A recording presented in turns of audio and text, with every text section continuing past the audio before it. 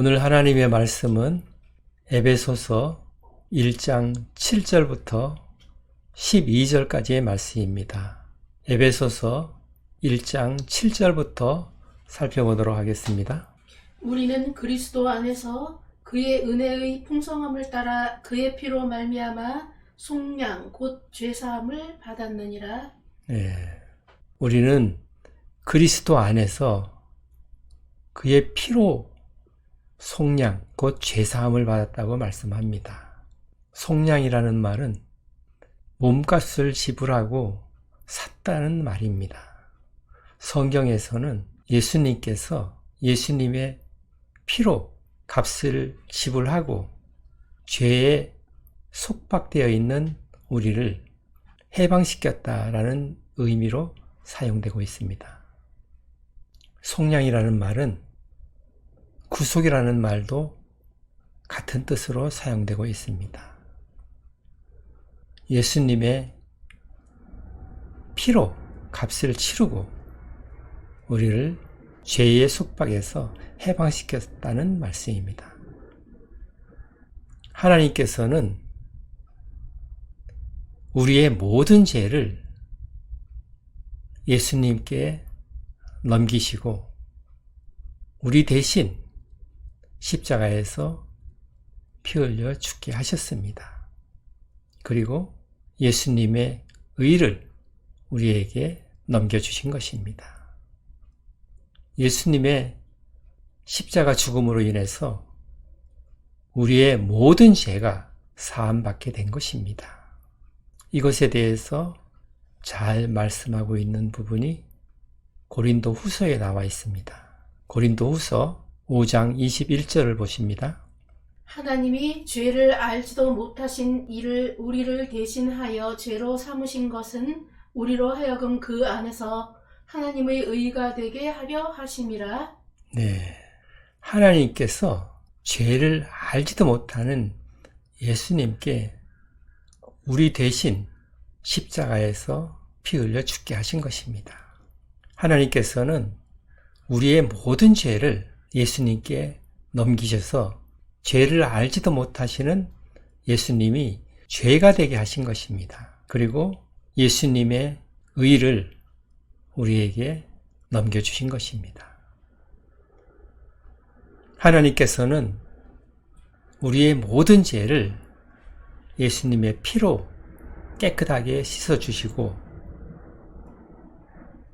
예수님의 의의 옷을 우리에게 입혀주신 것입니다. 예수님께서 십자가에서 단 한 번의 죽으심으로 영원히 우리의 죄를 사하신 것입니다. 그렇다고 해서 우리가 죄사함 받은 후에 죄를 지어도 되는가 하는 것은 다른 문제인 것입니다. 성경에는 예수님의 피 흘림의 능력은 우리를 영원히 죄에서 온전케 한다고 히브리서에서 말씀하고 있습니다. 그렇지만 다른 여러 부분에서 우리는 죄를 지을 때마다 하나님과의 관계가 깨어지기 때문에 반드시 하나님께로 돌아와서 죄를 회개하고 하나님과의 관계를 회복해야 된다고 말씀하고 있는 것입니다. 우리는 죄사함을 받았다 하더라도 죄를 다시 짓는 부분에 대해서는 반드시 회개를 하고 하나님께로 돌아와야만 한다는 것입니다. 죄는 하나님과의 관계에서 하나님을 멀어지게 하는 것입니다. 우리는 하나님 나라에서 하나님과 영원히 같이 살아야 하는데 하나님과 멀어지게 되면 문제가 심각하게 되는 것입니다. 죄를 사함받은 사람은 늘 하나님께 죄사함에 대한 감사가 있어야 되는 것입니다. 그리고 하나님과의 올바른 관계를 유지하도록 힘써야 하는 것입니다. 죄를 사함받고 성령께서 우리 안에 오시면 성령께서는 미세한 죄에 대해서도 책망을 하십니다. 죄에서 떠나게 하시는 것입니다. 그렇게 성령께서는 우리를 죄에서 멀어지게 하고 하나님과의 관계를 회복하고 하나님과 가까이 나아갈 수 있도록 우리를 인도하시는 것입니다. 그 다음 절을 보십니다. 이는 그가 모든 지혜와 총명을 우리에게 넘치게 하사 네, 하나님께서는 우리에게 지혜와 총명을 넘치게 부어주신다고 말씀합니다. 그렇게 하셔서 그 다음 절을 보십니다. 그 뜻의 비밀을 우리에게 알리신 것이요 그의 기뻐하심을 따라 그리스도 안에서 때가 찬 경륜을 위하여 예정하신 것이니 예, 하나님께서는 지혜와 총명을 넘치도록 부어주셔서 하나님의 뜻의 비밀을 알게 하시는 것입니다. 이 비밀은 골로새서에 잘 나타나 있습니다. 골로새서 1장 26절, 27절을 보십니다. 이 비밀은 만세와 만대로부터 감추어졌던 것인데 이제는 그의 성도들에게 나타났고 하나님이 그들로 하여금 이 비밀의 영광이 이방인 가운데 얼마나 풍성한지를 알게 하려 하심이라. 이 비밀은 너희 안에 계신 그리스도시니 곧 영광의 소망이니라. 네, 이 비밀은 곧 누구라고 합니까? 너희 안에 계신 그리스도. 네, 그리스도라고 말씀합니다. 만세 전부터 감춰졌던 것이라고 말씀합니다. 지혜와 총명을 넘치도록 부으셔서 하나님의 뜻의 비밀을 알게 하셨다고 말씀합니다. 하나님께서는 선지자들을 통해서 구약 성경의 메시아에 대해서 예언을 하셨습니다. 여기서 경륜이라 하면 하나님의 계획을 말씀하는 것입니다. 하나님의 때 그리스도께서 이 땅에 드러나신 것입니다. 그래서 온 세상에 하나님의 비밀인 그리스도께서 알려지게 된 것입니다. 하나님께서는 모든 역사의 진행을, 모든 하나님의 구원 계획을 그리스도 안에서 이루어지고 완성되도록 예정을 하셨다고 말씀하고 있는 것입니다. 그것이 무엇인지 그 다음 절을 보십니다. 하늘에 있는 것이나 땅에 있는 것이 다 그리스도 안에서 통일되게 하려 하심이라. 네, 하늘에 있는 것이나 땅에 있는 것이 모두 다 그리스도 안에서 통일되게 하려는 것이다. 이것이 바로 하나님께서 계획하신 최종 목표인 것입니다. 헬라어 원문에서는 이 말씀이 다시 통일되게 하신다는 말로 기록이 되어 있습니다. 그렇다면 이전에 그리스도 안에서 통일이 되었던 적이 있다는 것을 말씀하고 있는 것입니다. 그때는 창세기 3장에 아담이 불순종하여 죄가 들어오게 되었는데 아담이 타락하기 전에는 그리스도 안에서 통일이 되어 있었던 것입니다. 죄가 들어옴으로 인해서 통일이 깨어져 버리게 된 것입니다. 하나님께서 그리스도 안에서 세우신 질서가 죄로 인해서 깨어져 버린 것입니다. 그로 인해서 땅도 저주를 받고 모든 피조 세계가 현재까지 신음하고 있는 것입니다. 고통 속에서 지내고 있는 것입니다. 사람뿐만이 아니라 모든 피조물도 구원되기를 간절히 기다리고 있는 것입니다. 하나님께서는 아담의 죄로 인해서 깨어져 버린 하나님의 질서를 그리스도 안에서 다시 회복하시려는 것입니다. 온 우주 만물이 인간을 포함하여 모든 피조 세계가 그리스도 안에서 다시 통일되게 하는 것, 그것이 하나님의 최종 목표인 것입니다. 통일되게 한다는 말은 하나님의 질서를 회복한다는 말씀인 것입니다. 골로새서 1장 16절 17절을 보시겠습니다. 만물이 그에게서 창조되되 하늘과 땅에서 보이는 것들과 보이지 않는 것들과 혹은 왕권들이나 주권들이나 통치자들이나 권세들이나 만물이 다 그로 말미암고 그를 위하여 창조되었고 또한 그가 만물보다 먼저 계시고 만물이 그 안에서 함께 섰느니라. 아멘. 네.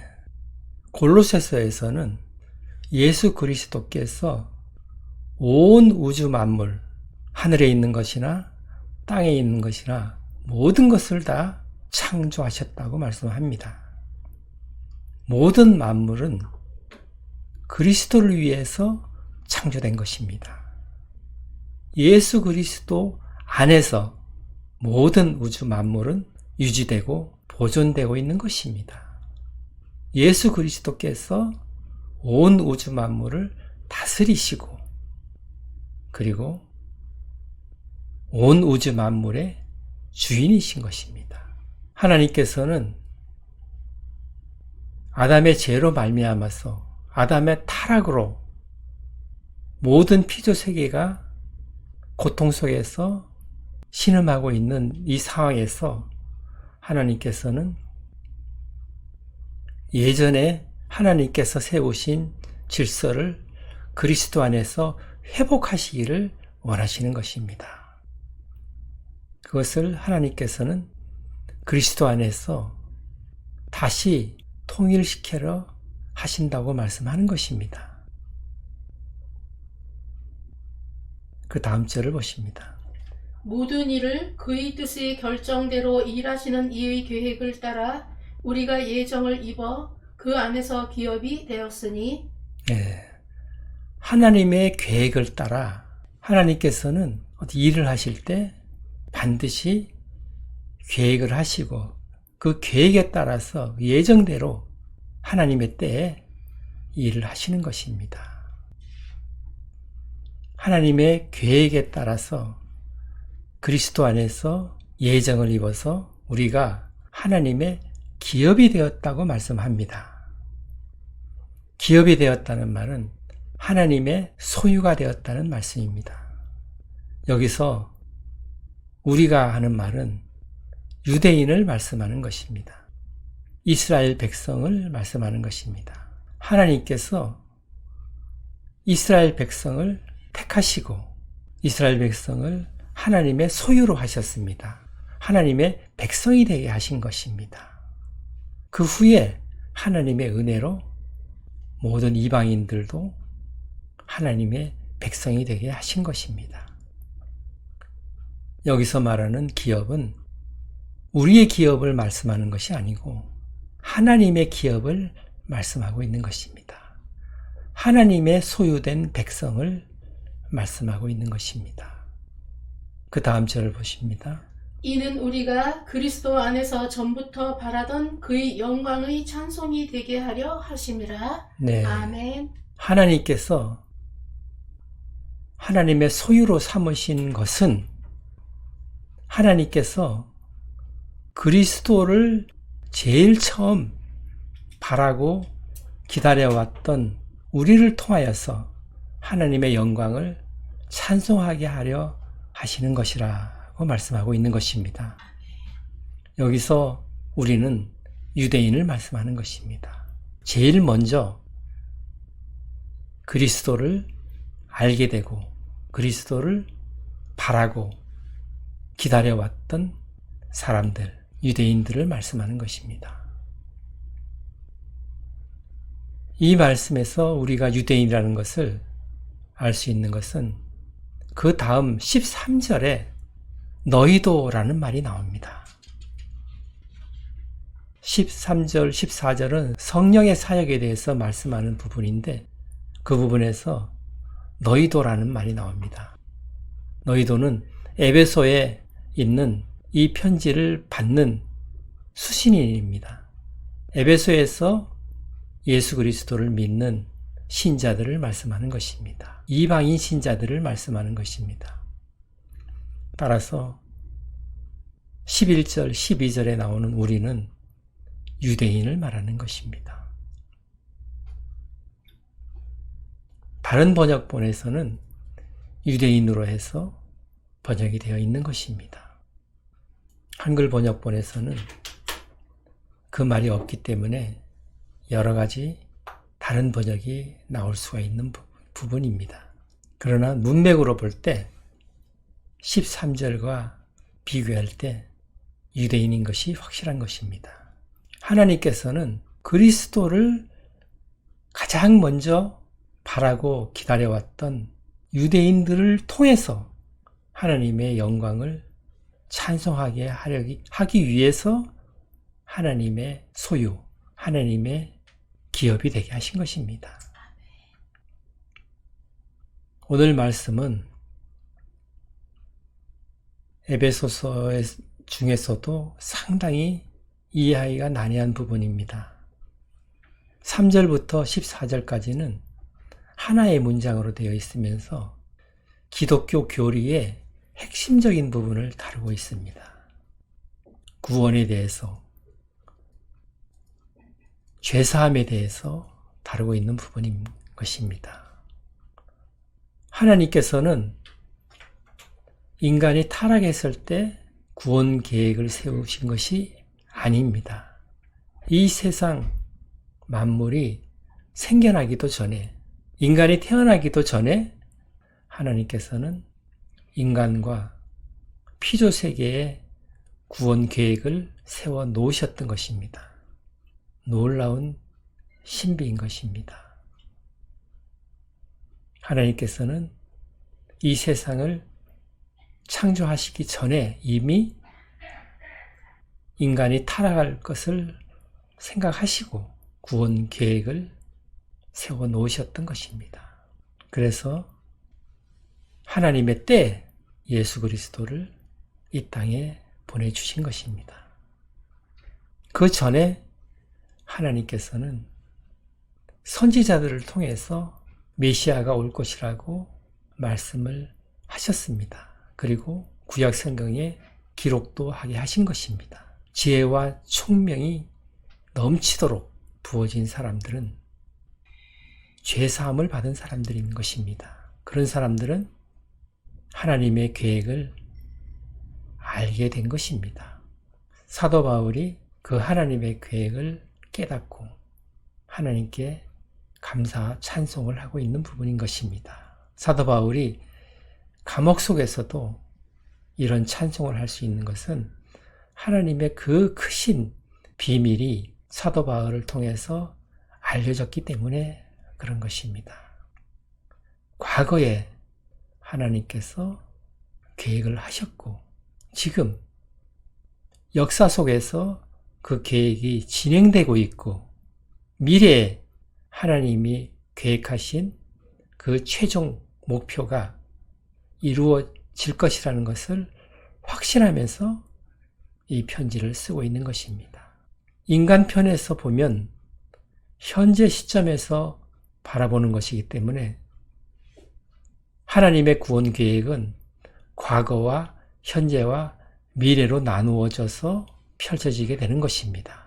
그러나 하나님의 편에서 보면 영혼 속에서 보시는 것이기 때문에 과거와 현재와 미래가 하나의 점인 것입니다.